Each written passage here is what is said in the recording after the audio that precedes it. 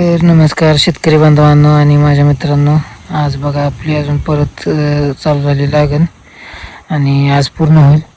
काल आपण टोमॅटोचा तोडा केलाय. आता तिकडे बघा लागण चालू आहे.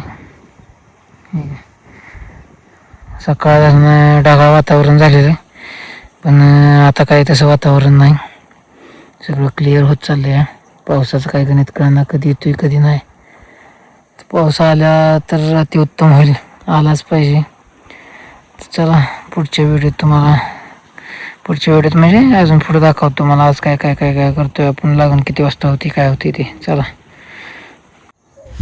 तर मित्रांनो, ही बघा आता आपली झाली भेंडीची लागण. पहिली केलेली होती आपण, पहिली 7 बेट लावली होती. तिकडे ती आपण मका लावली आहे, त्याच्या बरोबर समोर भेंडी आहे आपली बघा.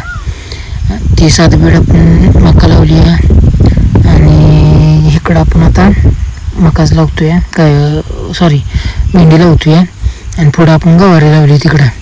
तर एका कडेच्या ह्याला आपण मका लावणार आहे. आणि ही बघा आपलं वातावरणाचं असं आहे आणि बाकी काय नाही. ही आपण पुढे जी भेंडी लावली आहे ती आता उगवून आली आहे, म्हणजे बऱ्यापैकी उगवून आली आहे. आणि ह्या प्लॉटची आपण अपडेट देतच राहणार आहे तुम्हाला. तर ही बघा आता आपली भेंडी कशी काय उगवली ती. तर उत्तमरित्या सगळीकडे भेंडी चांगल्या प्रकारे उगवलेली आहे आणि चांगली दिसते सगळीकडेच. काही झालेलं नाही, सगळीकडे भेंडी उगवली आहे. आणि आपण ही लावली ॲडव्हान्टेज आणि तिकडे लावली ती आपली देशी लावतोय.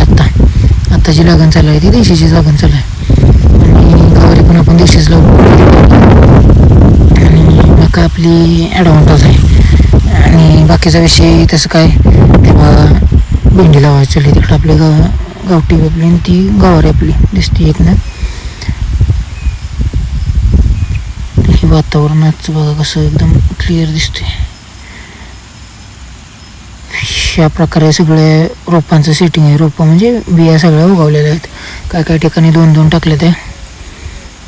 वातावरण आता सध्या क्लिअर आहे. पाऊस झाला होता मगाशी आणि त्यामुळं आपण ऊसाची लागण थांबवली होती.